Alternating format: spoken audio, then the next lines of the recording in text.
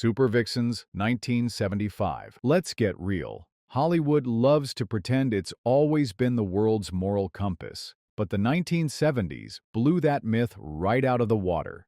This was the Wild West for movies. If you could dream it up, someone would put it on a grindhouse screen. But some films went so far over the line, even the censors ran for the exits. What happens when a movie gets so outrageous? It's not just pulled, it's flat out banned. Let's rip the bandage off and find out. Fight for Your Life, 1977. Brace yourself. This isn't just another home invasion flick. Fight for Your Life is pure gasoline thrown on every taboo it could find. Picture three escaped convicts, each more unhinged than the last, crashing into the home of a black minister and his family. This isn't some low-stakes hostage situation. The film drags you into a pit of ugly threats, racist taunts, and violence that never lets up. It's raw, it's relentless, and it makes no effort to soften the blows. Critics and censors both lost it. In Britain, the film was refused a release outright, straight to the banned pile. Even in America, theaters backed away, terrified of protests, or worse. Tarantino once called this one of the meanest movies he'd ever watched, and he's seen everything. The violence is graphic, but what really makes it sting is how grounded it feels. The villains are loathsome in a way that never feels cartoonish, and when the tables finally turn, it's payback that almost feels like relief. For years, Fight for Your Life was impossible to find outside of battered VHS bootlegs. Today, it's a grim artifact, a movie so wild even the grindhouse crowd had to look away. Watch it, and you'll never think of banned movies the same way again. Super Vixens, 1945. Russ Meyer didn't just break the rules, he rewrote them with a sledgehammer and a grin. Super Vixens isn't just a wild ride, it's a fever dream in Technicolor. Gas station attendant Clint gets framed for murder and goes on the run, but every town he hits is full of women who all look suspiciously like the same actress in a new wig. It's loud, brash, and delivers on every exaggerated promise grindhouse cinema ever made. Here's where it gets legendary. Meyer financed it himself, betting everything he had on shock value. And it worked. Despite an X rating that should have doomed it, the movie became a monster hit, raking in millions worldwide. But it wasn't all laughs. There's a scene with a police officer and a bathtub that left even Tarantino speechless. Censors everywhere freaked out. Some theaters just refused to show it. In the US, the MPAA nearly shut it down, but that didn't stop word of mouth. Fans called it a violent cartoon come to life. Critics called it depraved. Meyer just laughed all the way to the bank. Super Vixens isn't just a movie, it's a dare. Even decades later, it's a wild testament to just how far filmmakers could push things when nobody was watching and nobody cared about the rules. The Devils, 1971. Some movies flirt with controversy. The Devils weds it, dances with it, and then sets the church on fire. Directed by Ken Russell and starring Oliver Reed and Vanessa Redgrave, this is the story of political corruption, mass hysteria, and power games inside a 17th-century French convent. Sounds historical? Sure. But the way it's filmed is pure, feverish nightmare. The original cut was so intense that even Warner Brothers chopped it to pieces before letting it see daylight. Exorcisms, fever dreams, and acts of cruelty, most of it ended up on the cutting room floor. In the UK, it was only allowed out with major edits, and the uncut version is still basically a myth. In the US, censors trimmed and snipped, but controversy followed wherever it played. Critics were torn. Some saw art, some saw a new low. Audiences? They were either obsessed or horrified. Even now, filmmakers and critics call The Devils a masterpiece of cinematic rebellion. It's proof that the censors never really stood a chance. When a movie wants to go wild, it will find a way. Barbed Wire Dolls, 1976. The 1970s loved a good women in prison movie, but nobody pushed it further than Jess Franco with Barbed Wire Dolls. Imagine a brutal jungle prison, guards who are monsters, and women who have nothing to lose. Franco made it fast and cheap, But he knew exactly what grindhouse crowds wanted: raw cruelty and endless, relentless misery. British censors said absolutely not, banning it for decades, even through the 2000s. Italy followed suit, and the US barely acknowledged it outside of midnight tape trading circles. There's no attempt at backstory or moral lesson. You get 90 minutes of punishment, suffering, and guards who make the villains in other films look like amateurs. Franco himself never apologized. He openly admitted he made the film to cash in on Europe's exploitation craze. For hardcore fans, it became a badge of honor to find an uncut copy, proof you could handle the worst the 70s had to offer. For everyone else, it was just another reason to freak out about what people would actually pay to see. Mark of the Devil 1970. Ever been handed a vomit bag at a movie theater? Mark of the Devil made that part of the show. Set in 18th century Austria, it's torture horror at its most unflinching: witch hunters, branding irons, tongue-ripping, and violence that felt real in a way audiences weren't ready for. The distributor hyped the violence so hard they invented a rated V for violence warning. The stunt worked, people lined up, news outlets panicked, and the film made millions in America alone. Censors, of course, lost their minds. The UK banned it outright for years. Germany didn't allow it until the 2010s, and it became a poster child for the whole video nasty movement. What makes Mark of the Devil legendary isn't just the gore. It's the way the movie treats cruelty as a spectacle and dares you to look away. Even today, uncut versions are a badge for collectors, and the next time someone complains about modern horror, remind them this was 1970 and theaters were already warning you to bring a strong stomach. Coonskin 1975. If you think animation is just for kids, Coonskin is here to slap that idea straight out of your head. Ralph Bakshi's underground classic is a mad, acid-tongued takedown of racism and blaxploitation films, mixing animation with live action in a way nobody had ever seen before or really wanted to deal with. It's loud, fast, and every scene feels like a direct punch at every sacred cow America had in the 70s. The fallout? Immediate chaos. Activists stormed the premiere. The Congress of Racial Equality demanded a boycott, claiming the film went way too far. The protests got so wild that Paramount dropped the movie within days. Bakshi was forced to go back and change parts of the voiceover, but the controversy never let up. For years, Coonskin vanished. No theaters would touch it, and it lived on only in rumors and bootlegs. The wildest part: years later, critics started to see the film as sharp satire. Even Bakshi said it was his best work, but Coonskin never really escaped its banned status. Watch it now, and you'll see why it scared everyone from studio execs to street protesters. It was a movie nobody wanted, but everybody needed to talk about. Sugar Cookies 1973. Before Oliver Stone became a household name, he dove headfirst into the grindhouse scene with Sugar Cookies. This twisted little thriller is part Hitchcock, part sleazy revenge story, and 100% 70s. The plot is a web of betrayal. A model ends up dead in a bizarre, manipulative game, only for her lover to hatch an even darker plot of payback using a lookalike to trap the killer.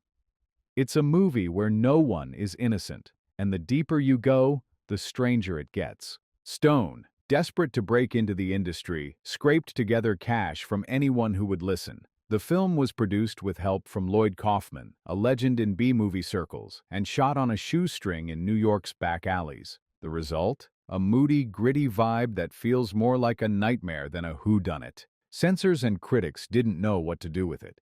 It got slapped with an X rating in the US, and several countries flat-out banned it for its twisted mind games and rough-edged violence. The irony: it totally flopped on release, only to be resurrected years later when Stone hit it big. Now, Sugar Cookies is a curiosity, proof that the path to fame sometimes winds through some very strange neighborhoods. Snuff 1976. Every so often, a movie comes along that scares people not because of what's on the screen, but because of what they think is on the screen. Enter Snuff, the biggest cinematic hoax of the decade. What started as a cheap, bloody knockoff of the Manson family story in Argentina was turned into a marketing monster by a savvy distributor who tacked on a fake ending that pretended to show a real murder. The world went ballistic. Cops raided theaters. The FBI got involved. Protesters lined up around the block, convinced they were witnessing an actual crime. In the UK, Snuff landed squarely in the middle of the video nasty panic and was outright banned as obscene. Of course, the real murder was staged. The actors later appeared on TV to prove they were alive, but the damage, or, let's face it, the publicity, was done.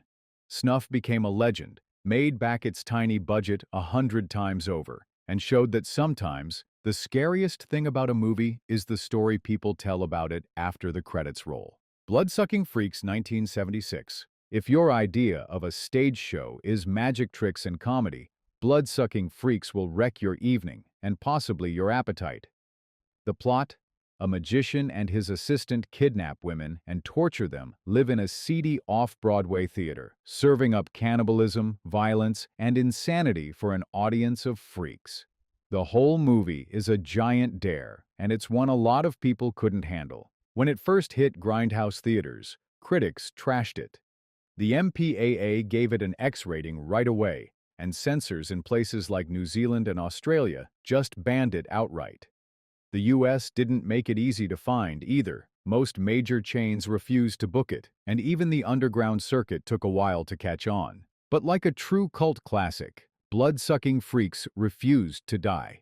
Midnight screenings packed in fans, and in the 2000s, it found new life on home video, with directors like Eli Roth championing its satirical edge. Director Joel Reed always claimed there was a message about greed and corruption buried underneath. But let's be honest, most people just watched to see how far it would go. The answer, further than almost anything else of its era. Ilsa, She-Wolf of the SS 1975. Some movies are controversial. Ilsa, She-Wolf of the SS, is the kind of film that got people fired, sued, and threatened with jail time. Set in a fake Nazi prison camp and filmed on the old Hogan's Heroes sets, this infamous shocker stars Diane Thorne as a brutal camp commandant obsessed with proving her twisted theories. What follows is a relentless parade of cruelty, bizarre experiments, and pure grindhouse excess. The production was fast and cheap, backed by Canadian tax shelter money, and nobody expected it to become a sensation. But the controversy was immediate. Australia, New Zealand, Germany, and countless other countries banned it without blinking. Even in the US, the cast and crew tried to get their names taken off the credits. Here's the twist. All that outrage turned it into a hit. The movie made millions, spawned sequels, and basically invented a new subgenre of exploitation. Today, Ilsa stands as a notorious relic, a reminder that when filmmakers set out to offend everyone, sometimes they get exactly what they wanted, and sometimes that's just what the audience is looking for. Faces of Death 1978. If there was ever a film designed to break every rule, Faces of Death did it with a sledgehammer. This so-called documentary promised to show the real thing, death itself, caught on camera.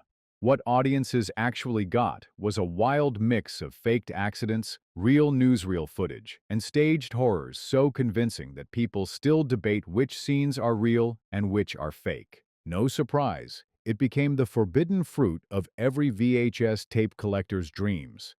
In the UK, owning a copy was enough to get you in legal trouble. The film landed on the infamous Video Nasty list and was banned outright. Australia, New Zealand, Norway, and a laundry list of other countries followed suit, terrified that kids would get their hands on it. Of course, all the bans just made Faces of Death more irresistible. Midnight screenings sold out, bootleg tapes changed hands in schoolyards, and it grossed more than $30 million worldwide. Later, the director admitted that most of the gore was staged, but it didn't matter. The legend had already taken on a life of its own. This is the movie that proved, if you tell people not to watch something, that's exactly what they'll do. SS Experiment Camp 1976. Italy's 1970s film scene was wild. But SS Experiment Camp still managed to push things to a whole new level of notoriety. Set in a Nazi prison camp, this low-budget shocker trades in medical experiments, power trips, and enough torture to get it banned almost everywhere it tried to play. The acting is wooden, the sets are fake, but the controversy, that was 100% real. In the UK, it was practically a symbol of everything wrong with the era's obsession with video nasties. No major release for decades. New Zealand and Australia shut it down, and even places like Norway and Canada wouldn't touch it. Oddly, while today the film might feel tame compared to modern horror, in the 70s it was considered one of the most outrageous titles ever smuggled onto a screen. Most of the movie is clumsy, but it's the infamous boiling freezing tank sequence that really sent the censors over the edge. Even today, SS Experiment Camp is more famous for the outrage it caused than the film itself. It's the kind of movie everyone talks about, but almost no one actually saw, at least not legally. The Arena 1974. Long before big-budget action heroines became Hollywood's go-to, the Arena gave us Pam Grier and Margaret Markov as gladiators battling for their lives in ancient Rome. Imagine the Dirty Dozen smashed together with every sword and sandals epic, then shot on a shoestring by Roger Corman. Cheap sets, borrowed costumes, and a production schedule so fast you'd think the crew was running from the law. The plot is simple. Women enslaved, forced to fight each other, and eventually banding together for a shot at freedom. But it's the raw, unpolished energy that makes the Arena unforgettable. Grier did her own stunts, got bruised and battered, and turned in a performance that still stands out decades later. Some countries took one look and said, no thanks. Sweden and several others banned it for the brutality of its female fight scenes, a move that only fueled its cult status. In the States, it found a second life in drive-ins and midnight movie marathons, earning way more respect than anyone expected. It's proof that sometimes even B-movies can punch way above their weight, and sometimes censorship is the best marketing tool a movie can get. Thriller, A Cruel Picture, 1973. Sweden isn't usually the first country that comes to mind when you think of grindhouse horror, but Thriller, A Cruel Picture changed that forever. The plot: a mute young woman is assaulted, kidnapped, hooked on drugs, and forced into the streets. But she fights back, learning martial arts and gun skills, and becomes the coldest revenge machine the 70s ever saw. Director Bo Arnevebenius shot the film with one goal: make a quick, brutal moneymaker after his last movie flopped. He signed the actors to secrecy, kept his own name out of the credits, and even threw in scenes that were so far past the line, almost every country in the Western world said no. The film got banned in Australia, Germany, and the US for its violence and shocking brutality. The uncut version is so intense that even Quentin Tarantino said it was the roughest revenge movie he'd ever seen, and he made Kill Bill. For the rare few who tracked down a bootleg copy, Thriller became a badge of honor. For everyone else, it was just another rumor about a movie so hardcore, even the grindhouse crowd had to look away. The Last House on the Left, 1972. Wes Craven didn't tiptoe into filmmaking, he crashed through the wall with The Last House on the Left. The story sounds simple. Two girls kidnapped and brutalized by a gang of escaped convicts. But what followed on screen was so relentless, audiences were fainting, throwing up, and sometimes running for the exits. It didn't stop there. When the parents of the victims found out, the movie took a brutal turn toward revenge, one that still divides critics and horror fans alike. Censors weren't having it. In Britain, it was flat out refused a certificate, meaning a legal ban. The film got tangled up in the video nasties panic, and uncut tapes were seized by the police. Even the US wasn't sure what to do. Many theaters cut whole scenes just to play it safe. It wasn't until the 2000s that some countries allowed a full, uncut release. Craven later said he was just trying to make people feel something real. Mission accomplished. Last House didn't just break rules, it broke audiences. And it made it clear that sometimes the scariest thing on screen isn't a monster, but what humans are capable of when the gloves come off. The Texas Chainsaw Massacre 1974. Some movies just feel dangerous from the opening frame, and the Texas Chainsaw Massacre is the king of them all. 5 friends in a rusty van, a rundown Texas farmhouse, and a chainsaw-wielding giant named Leatherface. This was horror stripped down to its bone-white skeleton. What makes it legendary is not just the gore, there's actually very little, but the sense of dread. Everything feels off. The sunlight is harsh, the screams sound real, and every scene feels like you're watching something you shouldn't. Pink Flamingos 1972. Censors were terrified. The MPAA refused to give it a standard rating, so theaters had to make their own calls. In Britain, the film wasn't just banned. It sparked a panic so intense that even the word chainsaw was considered too much. Some provinces in Canada pulled it, and Australia took years to lift their own bans. Despite all the outrage, Texas Chainsaw made over $30 million on a shoestring budget and became the blueprint for every slasher that followed. It's a reminder that sometimes what you don't see is even scarier than what you do, and nothing spreads a film's legend faster than telling people they're not allowed to watch. In the realm of the senses 1976, when director Nagisa Oshima set out to tell the true story of a 1930s Tokyo affair that ended in murder, he didn't just push boundaries, he bulldozed right through them. In the realm of the senses is famous for its fearless realism, showing scenes so raw that no Japanese film lab would even process the footage. Oshima had to ship the negatives to France just to finish the movie. The fallout was instant.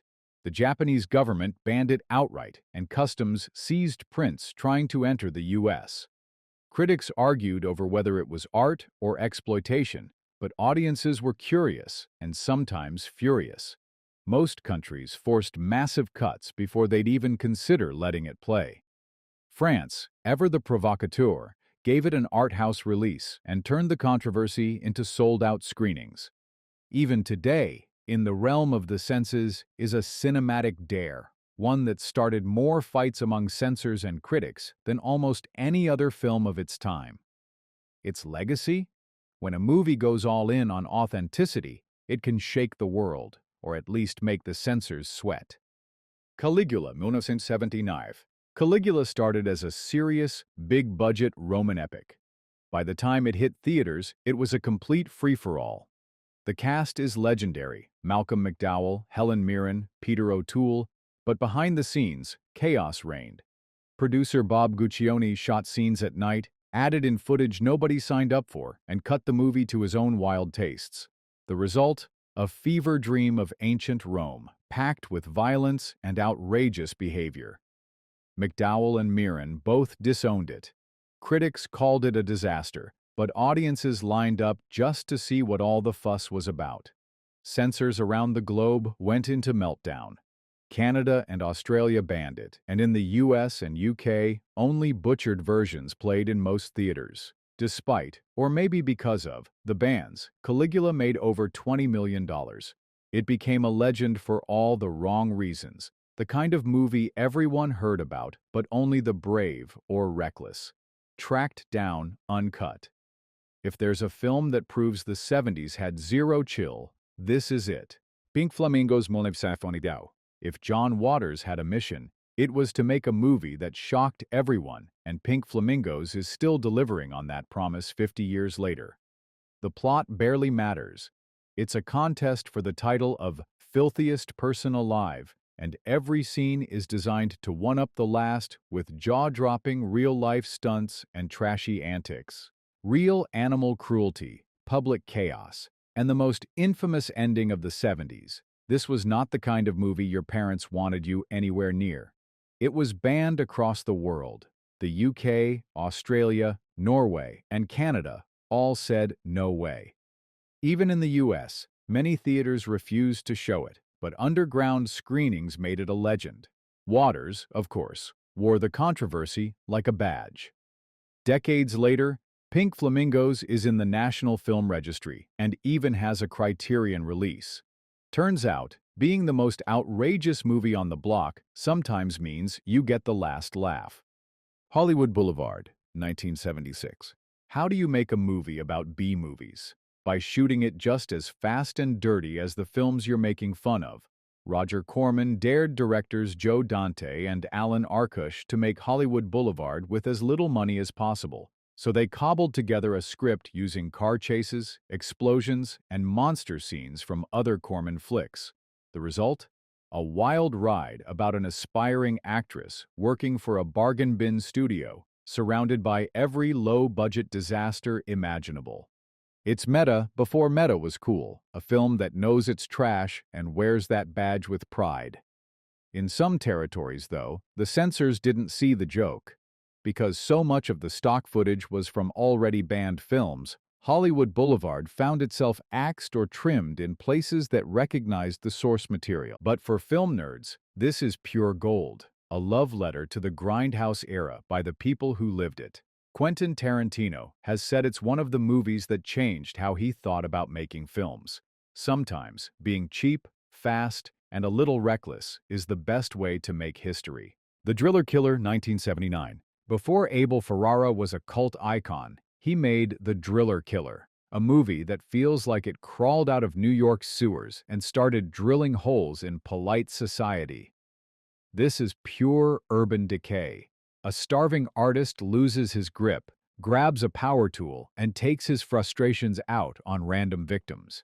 Ferrara played the lead under a fake name and shot on 16mm in real New York streets, dodging permits and sometimes even dodging the police. It barely made a blip in the US. But in Britain, The Driller Killer became the poster child for the video nasty panic. The VHS cover, a drill pressed into a guy's forehead, was so over the top, it got the film banned under the Obscene Publications Act. For years, the only way to see it was to track down a bootleg tape or settle for a chopped-up version that left out most of the gore.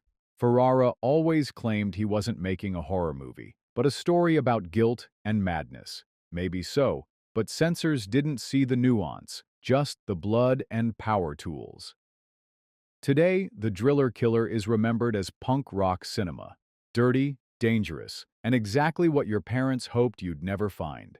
Dawn of the Dead, 1978. If you think zombie movies are all the same, you haven't seen Dawn of the Dead. George Romero cranked everything up: the gore, the social commentary, and the sheer number of zombies lumbering through a Pittsburgh shopping mall. This wasn't just a horror film. It was a bleak, blood-soaked satire about American consumerism, complete with exploding heads, guts, and a mall full of people acting like, well, zombies.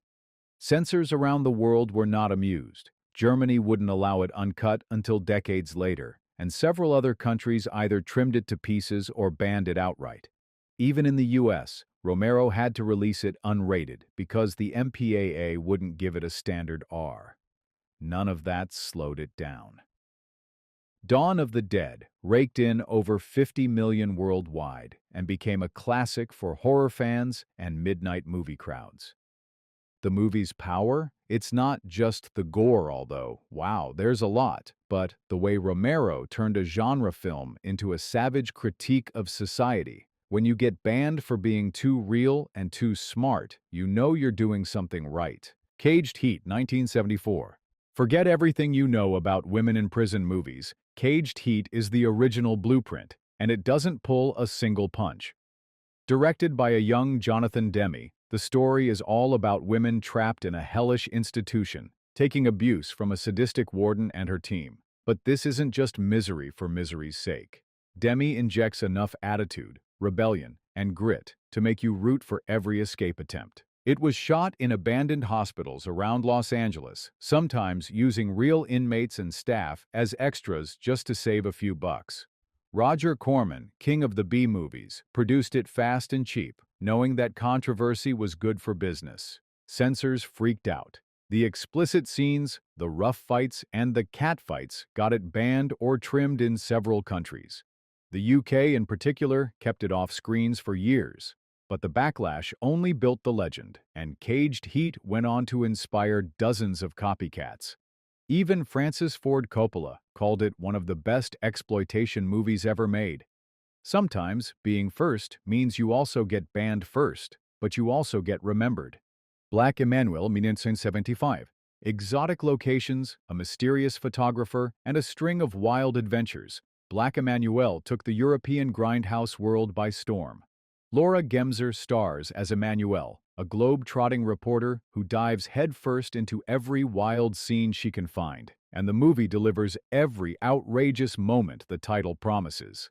The blend of globe-hopping adventure and uninhibited behavior was designed to shock and seduce in equal measure. Censors were not amused. In parts of Asia, the Middle East, and even some European countries, the film was pulled from shelves or banned outright. Authorities said it was morally corrupting.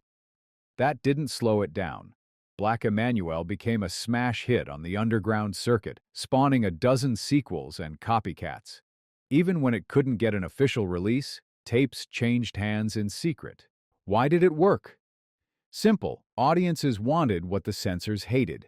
For fans, Black Emmanuelle was more than a movie. It was a passport to a wild, forbidden world. For everyone else, it was just one more reason to panic about what was happening in the theaters next door. I Spit on Your Grave 1978. Some movies want to disturb you, and then there's I Spit on Your Grave, a film so relentlessly brutal that even its defenders admit it goes way too far.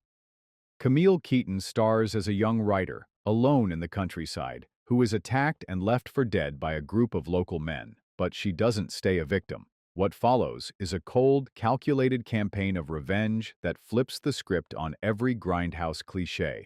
Censors around the globe were horrified. Australia, Norway, and Ireland banned it completely. The UK waged a war against uncut versions, seizing tapes and prosecuting sellers. Critics trashed the movie. Roger Ebert famously gave it 0 stars and called it a vile bag of garbage. Yet, it pulled in millions at the box office and became a legend for daring to go further than anything that came before. For all the outrage, I Spit on Your Grave endures. It's not just a relic of its time, it's the ultimate test for anyone who thinks they can handle banned movies. Watch at your own risk, and remember, sometimes the most notorious films are the ones that never play it safe. The Gestapo's Last Orgy, 1977. If you want to know how far the exploitation craze could go, look no further than the Gestapo's Last Orgy, made in Italy at the peak of Nazi shock cinema. This one set out to offend everyone and succeeded. The story is simple. Prisoners in a fake Nazi camp endure all manner of brutal torment at the hands of depraved officers.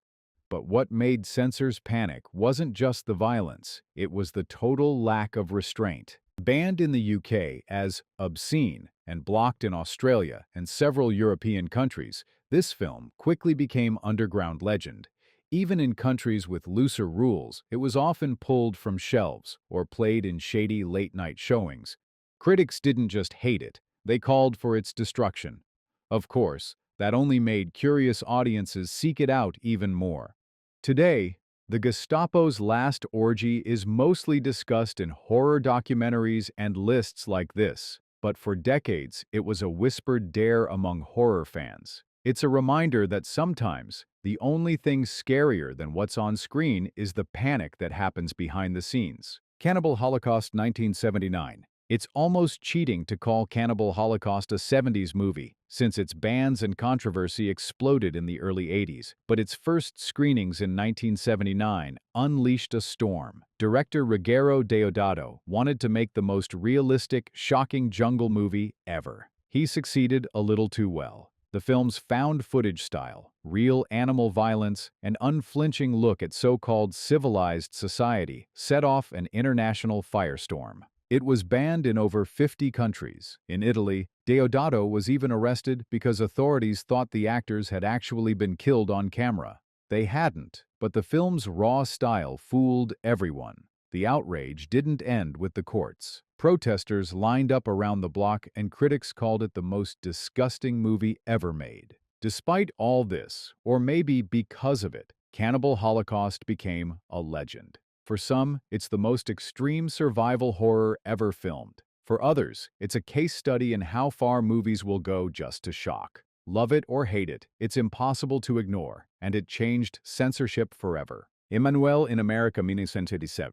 Just when it seemed the Emmanuelle series couldn't go any further, Emmanuelle in America arrived and pushed every boundary left standing. Starring Laura Gemser, this globe-trotting tale starts as a high society investigation and spirals into a wild, surreal travelogue loaded with over-the-top spectacle and taboo-busting scenes. Authorities around the world took one look and said, "Absolutely not." The UK, Italy, and several other countries pulled it from shelves or cut huge chunks out of the release. Even by European standards, the film's willingness to show the unshowable made it an instant target for censors. Still, it became a cult favorite among collectors and a legend among those who wanted to see just how far a movie could go before the law said, "Enough." If the 70s taught filmmakers anything, it's that shock can sell, but not without a price. Emmanuelle in America is proof that when you combine ambition, excess, and a total disregard for taboos, you get a film that everyone talks about, even if hardly anyone sees it uncut. And there you have it, the 70s, an era when movies didn't just cross the line. They set it on fire and dared anyone to follow. From midnight legends to forbidden films you could only hear about in whispers, these banned classics redefined what it meant to shock, provoke, and challenge the rules. Which one would you watch or never, ever dare to try? Drop your picks in the comments, subscribe for more wild stories, and let's keep this conversation going.